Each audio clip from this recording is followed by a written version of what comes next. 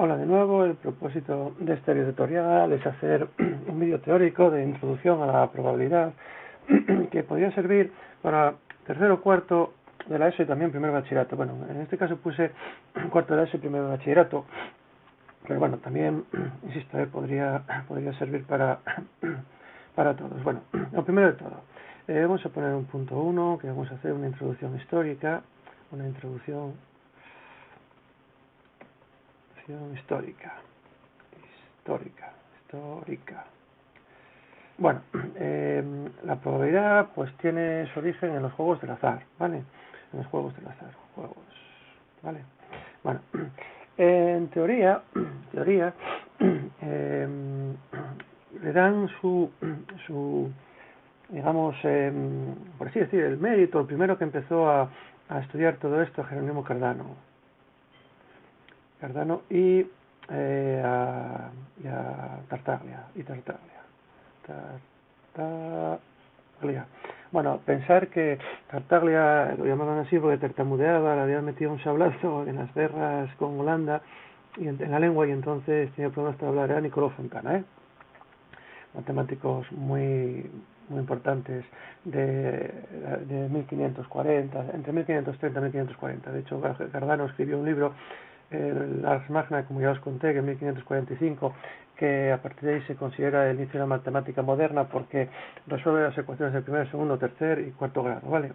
Bueno, yo estos fueron son cosas que fui ampliando con conceptos históricos y digamos que uno siempre descubre cosas cuando a medida que va leyendo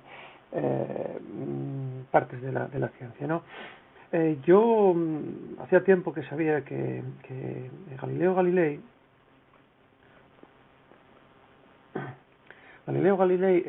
fue uno de los que estudió el problema del lanzamiento de dados, de dos dados, y resolvió completamente el problema, pero no lo publicó, lo hizo público en una de las versiones de una de las obras que él escribió, pero que se descubrió 20 o 30 años después de su muerte.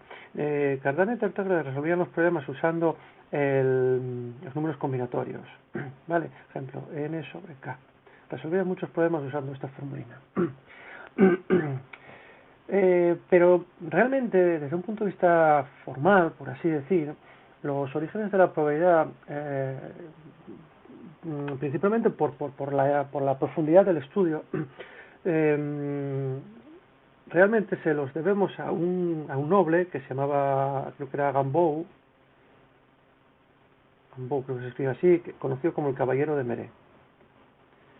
Este individuo, en la época en la que vivió, era francés, por aquel entonces los juegos de cartas, de lanzamientos de dados, etcétera, estaban muy bien vistos en la aristocracia francesa, y entonces él empezó a hacerse preguntas sobre qué posibilidades tenía de hacer ciertas predicciones, al hacer ciertas apuestas, qué probabilidades tenía, no existía la palabra de probabilidad, qué posibilidades tenía de ganar. Y entonces se puso en contacto con Pascal, que es un matemático contemporáneo de Fermat, que también Pascal se puso en contacto con Fermat, y también de Descartes, era un poco más joven que ellos, y entonces a partir de ahí Pascal se puso en contacto con Fermat y resolvieron todo este tipo de problemas. Toda esta correspondencia entre Pascal y Fermat se le hicieron llegar a un físico matemático holandés llamado Huygens, muy importante en el campo de la teoría ondulatorias. Huygens, creo que se escribe así. Este, ya os digo, es uno de los padres de la teoría ondulatoria de la luz. Y recopiló, por así decir, todas estas cartas que se habían enviado Pascal y Fermat, les dio un formalismo matemático, ¿no? Después de todo esto aparece una figura como por ejemplo son Laplace, que bajo mi punto de vista en este aspecto es la persona más influyente en el mundo, por aquel entonces, en el campo de la teoría de la probabilidad, porque formaliza la teoría de la probabilidad como número de casos favorables partido del número de casos posibles. Bueno, esta es una definición. Bueno, pues aparecen también por ahí pues otros, como por ejemplo son von Mises, que da una definición frecuentista de la probabilidad hacia 1700 y pico. Gauss también hace sus aportaciones, etcétera, etcétera. Bueno, no quiero dejar de paso aquí, pues, por ejemplo, a Jacob creo que era Bernoulli, y evidentemente Bernoulli, y evidentemente también no quiero dejar aparte a otra persona muy importante que fue a ver si me sale el nombre, de Moivre. Aquí hicieron aportaciones muy importantes. Jacob Bernoulli tenía un hermano que era James Bernoulli, entre los dos hicieron grandes aportaciones a la ciencia. De hecho, la familia de Bernoulli tuvo al menos 12 miembros destacados en la ciencia, en el campo de la ciencia. Y como curiosidad, la ley de Coulomb, que todos atribuimos que esa es la ley que gobierna los procesos de la electrostática, o que describe cómo se atraen cargas con el mismo distinto signo, separadas a cierta distancia, pues al parecer es de un sobrino de ellos, de Daniel Bernoulli. Yo no sé por qué se le atribuyó a Coulomb. Y de Moivre, pues bueno, que fue, por así decir, la primera persona que dio con la distribución normal conocida hoy por todos como distribución normal o distribución de Gauss. Por cierto, a la que llegaron independientemente después de Moivre, Gauss, y también llegó Legendre.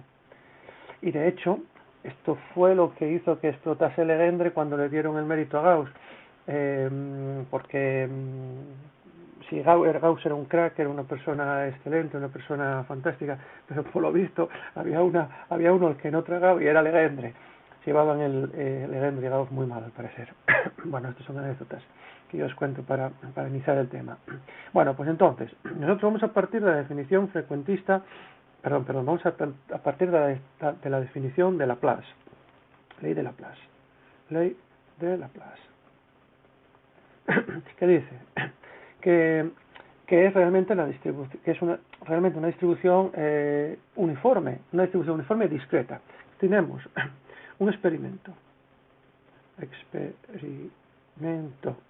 vale, ese experimento puede tener varios resultados, experimento aleatorio, Bueno, no voy a definir lo que es un experimento aleatorio, un experimento determinista, porque ya se supone que se sabe hasta de segundo de la ESO. Tenemos un experimento aleatorio, como por ejemplo el lanzamiento de una moneda.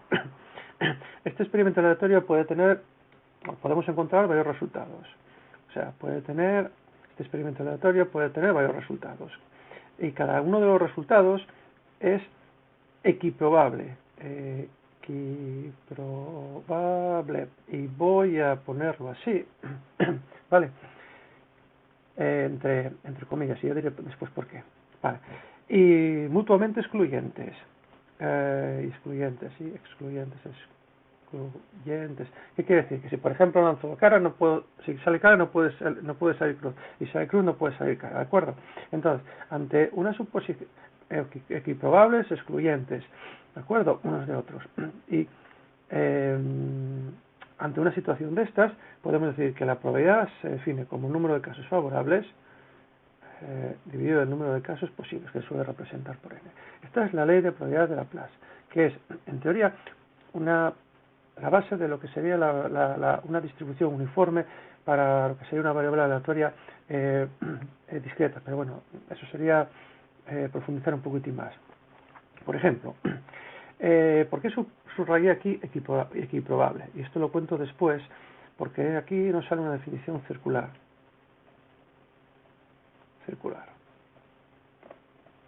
¿De acuerdo? Y esto es lo que horroriza o lo que evitan los matemáticos formales. no les gusta, no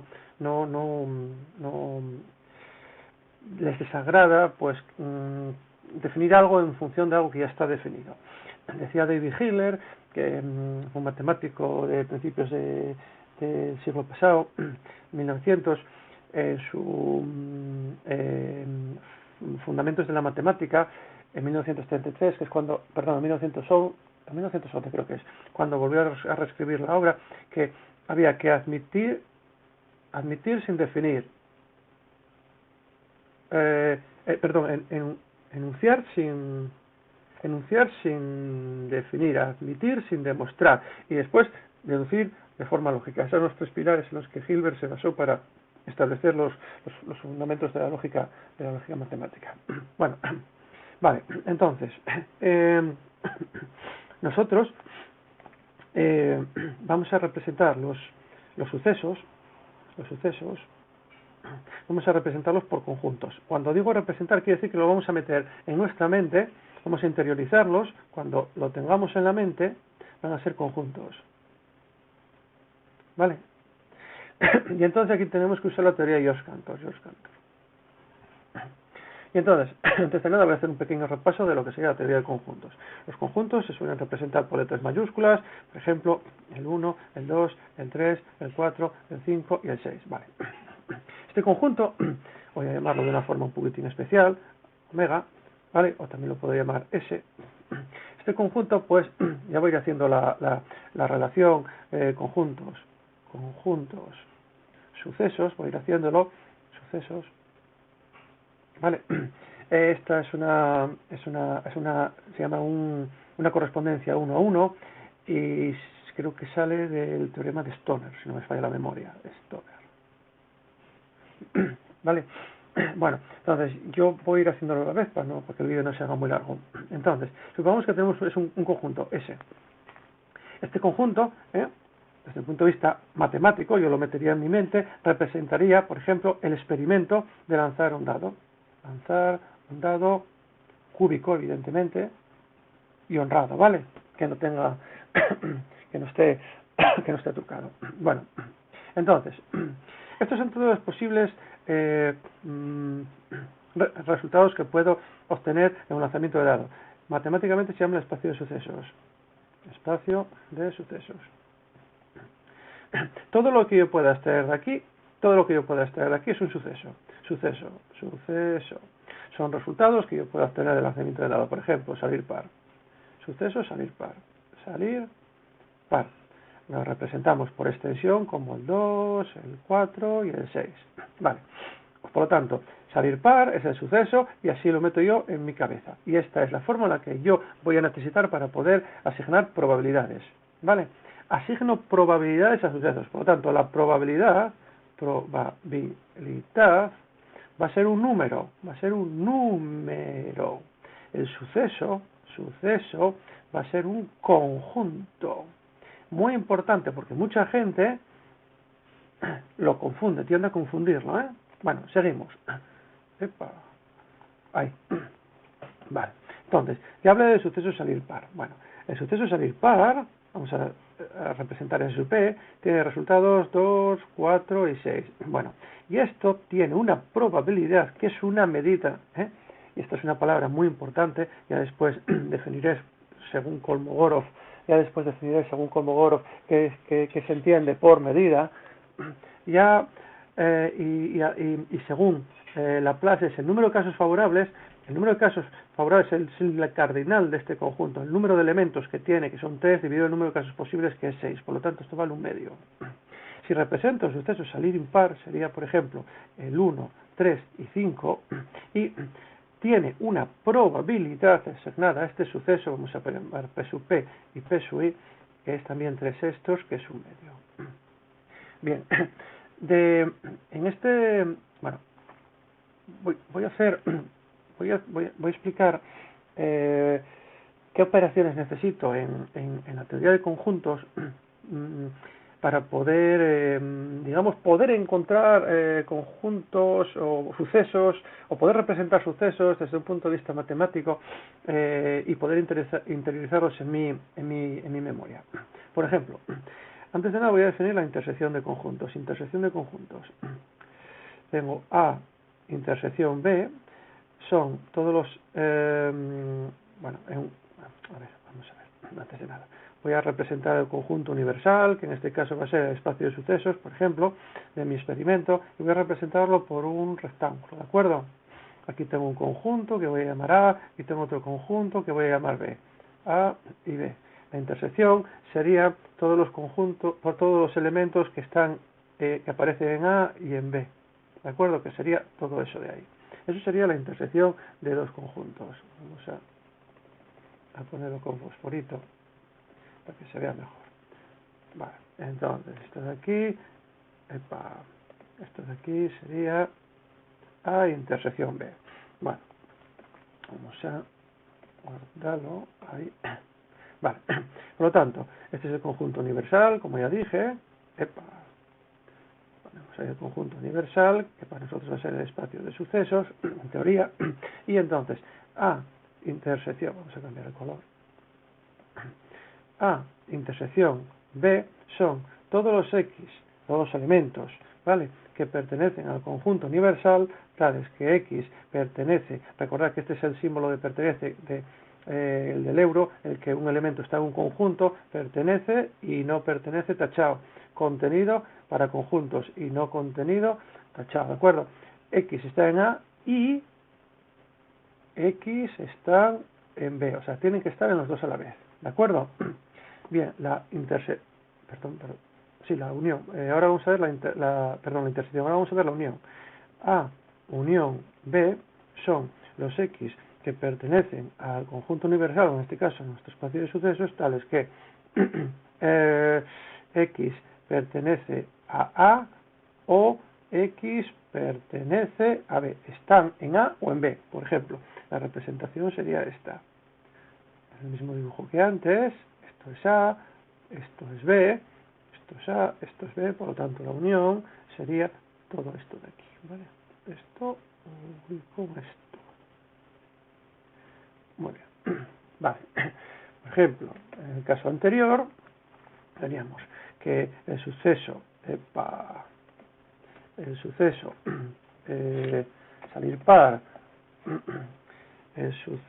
salir par unión al suceso salir impar me da todo el espacio de sucesos, y el suceso salir par intersección con el suceso salir impar me da un conjunto que es el conjunto vacío, que se representa de esta manera, y es el suceso imposible. Matemáticamente esto para nosotros va a ser el suceso imposible. Posible. Y esto de aquí tiene un nombre que se llama espacio de sucesos o suceso seguro. Es esta otra operación muy importante que yo necesito desde el punto de vista matemático, que es el complementario de un conjunto. El complementario de un conjunto son todos los X pertenecientes, todos los elementos que pertenecen al conjunto universal, tales que X no están en A. Y matemáticamente se representa así. Si este es mi espacio de conjunto universal y esto de aquí es el conjunto A, pues los X que no están en A son evidentemente estos. Son evidentemente todos estos de aquí. Todo esto de aquí. Todo esto es lo que está en el conjunto que no está en A, ¿de acuerdo? Este es el complementario de A. Un conjunto A y su complementario cumplen unas relaciones muy importantes, llaman las leyes de Morgan, que es A intersección A complementario es el conjunto vacío y A unión A complementario es el espacio de sucesos. Esto es muy importante, ¿eh? ¿De acuerdo? Bien, y con estas tres operaciones y combinándolas de forma adecuada, obtenemos una estructura matemática que se llama un sigma álgebra, y que esta estructura matemática es la que me permite a mí después poder encontrar todos los sucesos de interés dentro de un espacio de sucesos. Bueno, entonces, ¿por qué cuento todo esto? Porque uno de los problemas más importantes que se vio en la teoría de la probabilidad de Laplace es que, ¿qué pasa, por ejemplo, si yo me hago la siguiente pregunta? Tengo una recta, tengo una recta real, ¿vale? Aquí tengo 0, aquí vendría el menos infinito, aquí vendría el más infinito, por ejemplo, y aquí tengo el intervalo 0, 1.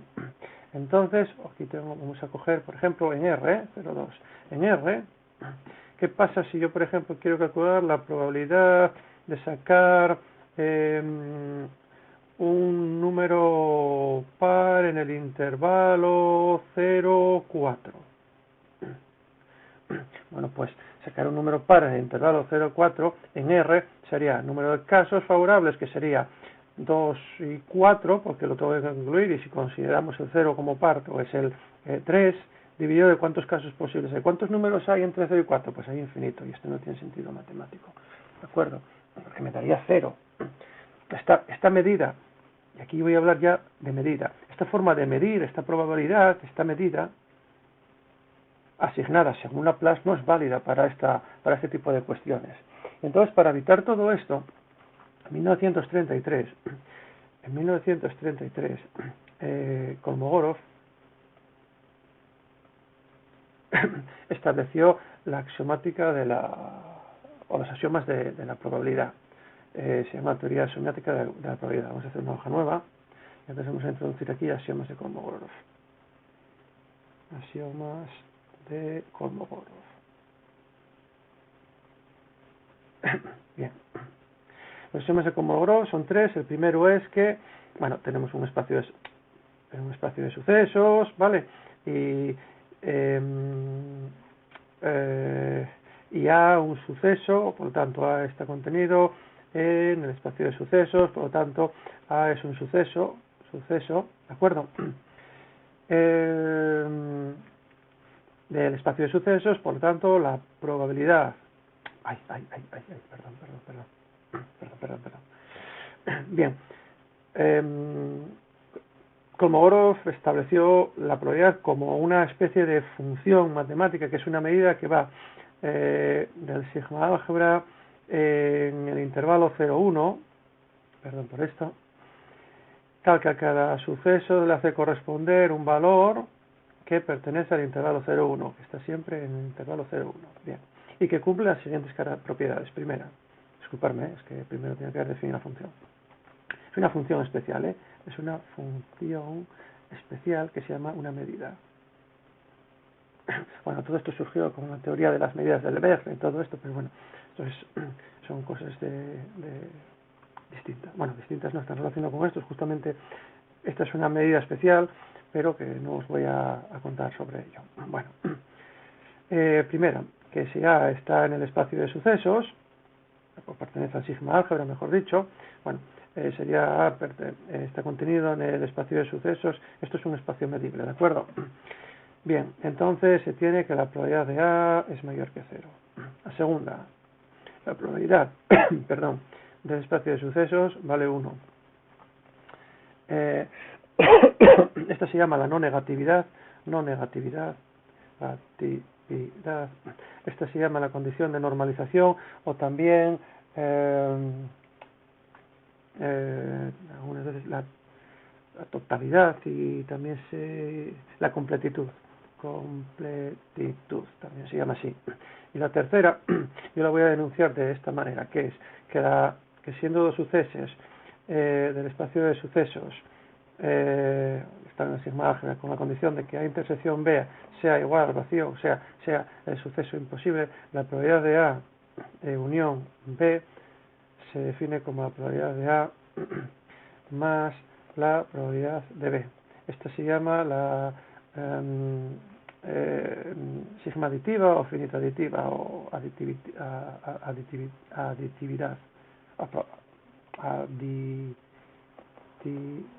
de la probabilidad, ¿vale? Bueno, sería sigma aditiva, pero bueno, aditividad, ¿vale? De aquí puedo deducir, a partir de aquí se deducen propiedades.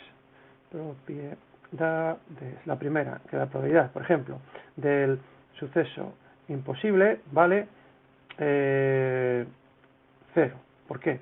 Porque el espacio de sucesos unión el suceso imposible es el espacio de sucesos. Si asigno probabilidades a estos sucesos, ojo, vamos a ponerlo separado.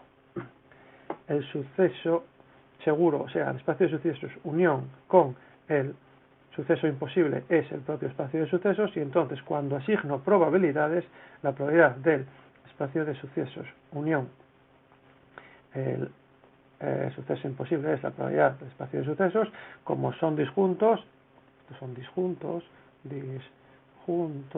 entonces tengo que la probabilidad de S más la probabilidad de phi es igual a probabilidad de S, y de aquí deduzco que 1 más la probabilidad de phi es igual a 1, por lo tanto probabilidad de phi no queda otra que sea 0. ¿Vale? La segunda, la probabilidad de A complementario es igual que 1 menos la probabilidad de A. Vamos a verla. Yo sé que A unión con A complementario me da el espacio de sucesos, y si asigno probabilidades, probabilidad de A unión con A complementario es la probabilidad de S. Por lo tanto, la probabilidad de A más la probabilidad de A complementario, porque son conjuntos disjuntos, es la probabilidad de S, así que la probabilidad de A complementario, la probabilidad de A más la probabilidad de A complementario es igual a 1, lo que implica que la probabilidad de A complementario es igual a 1 menos la probabilidad de A. ¿Vale? Otro también importante, que voy a definir porque también hoy es muy difícil, sería la siguiente. Vamos a hacer una hoja nueva. A ver. Sería si A está contenido en B, entonces la probabilidad de A es menor que la probabilidad de B. Bueno, si tengo este esquema, esto por ejemplo es A, y A está contenido en B, es este esquema de aquí. Por lo tanto, todo esto de aquí es todo lo que está en B que no está en A, ¿de acuerdo? Entonces yo puedo poner que la probabilidad de B, es la probabilidad de A, bueno, antes de nada, B lo puedo poner como A unión a lo amarillo, y lo amarillo es B menos A. Todo lo que está en B que no está en A. ¿Vale? Esto es un conjunto, que es el conjunto este sombreado en amarillo. Por lo tanto, si asigno probabilidades, la probabilidad de B es la probabilidad de A, vamos a ponerlo así, la probabilidad de A unión B menos A. Que no sea otra cosa, como son disjuntos, porque esta parte de aquí no tiene nada que ver con esta parte de aquí, es igual a la probabilidad de A más la probabilidad de este otro conjunto que voy a llamar B menos A. ¿Vale? Por lo tanto, probabilidad de B es la probabilidad de A más algo que es positivo por el primer axioma de probabilidad, por lo tanto deduzco que la probabilidad de A va a ser siempre menor que la probabilidad de B. ¿Vale? De aquí puedo decir otra cosa, que es que la probabilidad de B menos A es la probabilidad de B menos la probabilidad de A. ¿Vale? Ante esta situación, ¿de acuerdo? Y hay otro axioma que no voy a demostrar, que es el siguiente: cuando A y B son dos sucesos del espacio de sucesos, y no son disjuntos, sino que tienen esta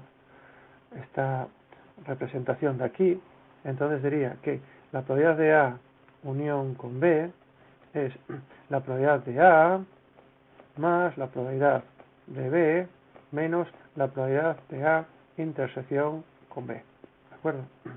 Esto es muy importante porque con esto pues podemos resolver, por ejemplo, los ejemplos de... Voy a poner un ejemplo ahora. En el lanzamiento de un dado, esto no lo voy a demostrar, En el lanzamiento de un dado,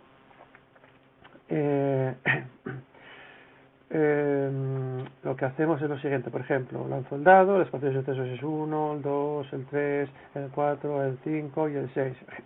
El suceso A, que sea, por ejemplo, salir par, ¿vale?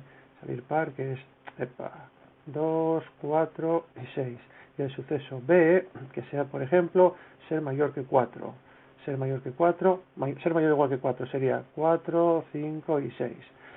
Entonces, vemos que en este caso la probabilidad de A unión B sería en este caso, por un lado, A unión B sería en este caso, todos sería 2, 4, 5 y 6, pues todos los que están en A y en B.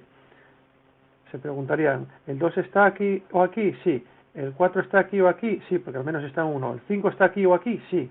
¿El 6 está aquí o aquí? O aquí, sí.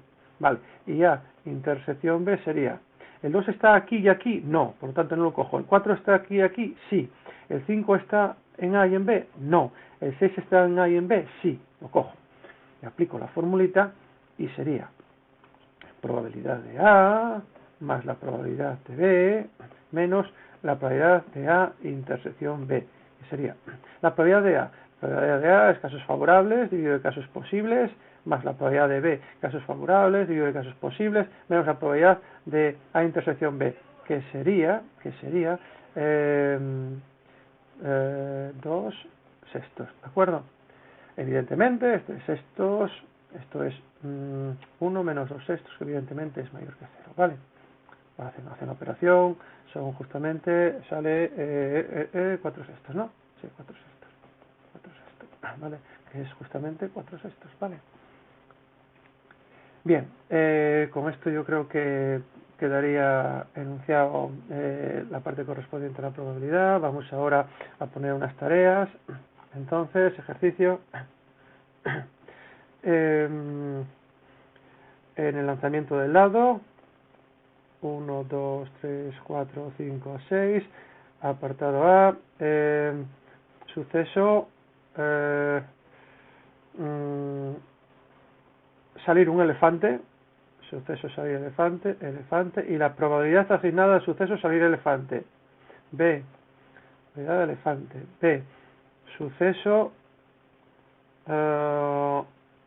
ser múltiplo de 3, que se pone así, múltiplo de 3 se pone de esta manera, múltiplo de 3 se pone así con un puntín arriba, y lo representáis por ese su 3 puntos, y probabilidad, y la probabilidad asignada a este suceso, C, suceso ser menor que 5, y probabilidad de probabilidad de suceso ser menor que 5 y la probabilidad de suceso ser menor que 5 y múltiplo de 3. O sea que aquí hay que hacer una operación de conjuntos. A, B, C, D, E. Probabilidad de suceso ser múltiplo de 3 y suceso salir 6. F. Probabilidad de suceso, bueno, ya os lo estoy poniendo aquí, suceso ser múltiplo de 3 o salir 6. O sea, primero hay que calcular los sucesos y después hacer estas operaciones. F, G. Probabilidad del espacio de sucesos. Suceso complementario de suceso seguro, suceso complementario de suceso imposible. Y probabilidades. F, G, H, esto es H. Y la I, no sé. Suceso, ser 2, intersección, suceso, ser múltiplo de 2. Y probabilidades. Y otro. Vamos a poner otro.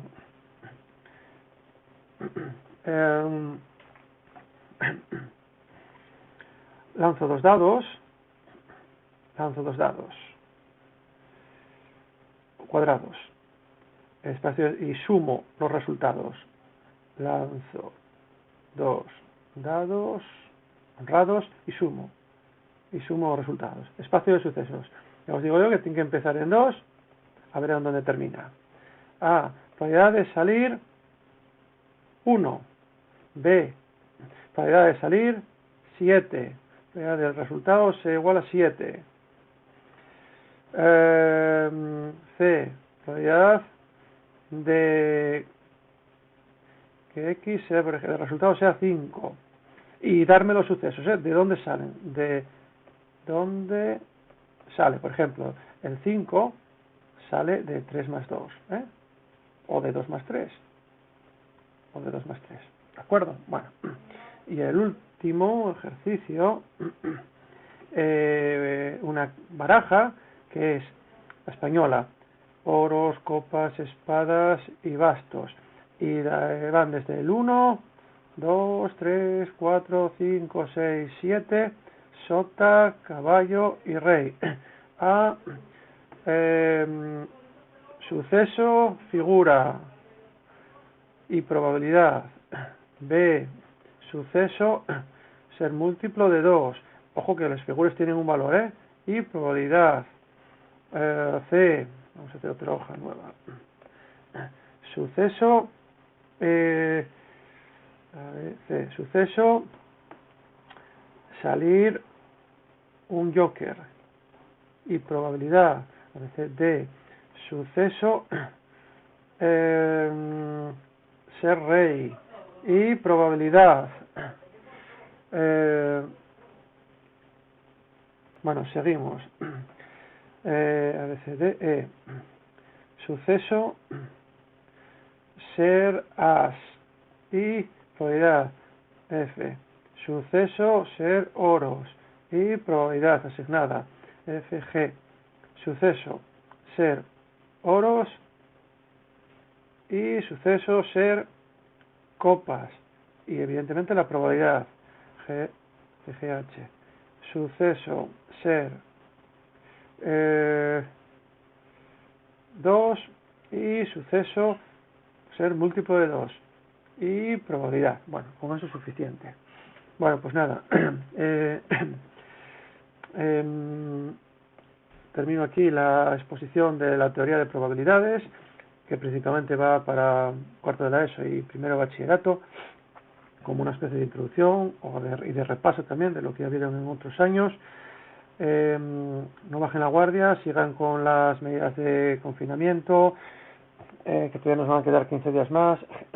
No podemos bajar la guardia, no disminuyan la frecuencia con la que se lavan las manos, no salgan a la calle, quédense en casa, por favor, álmense de valor, de agallas, y nada, ya pues les diré cuándo les puedo atender. Vayan haciendo esta tarea, que es importante. Si tienen alguna duda me lo envían al correo a las credenciales de Educastur. Y bueno, les pido diciéndolo siempre, thank you for watching.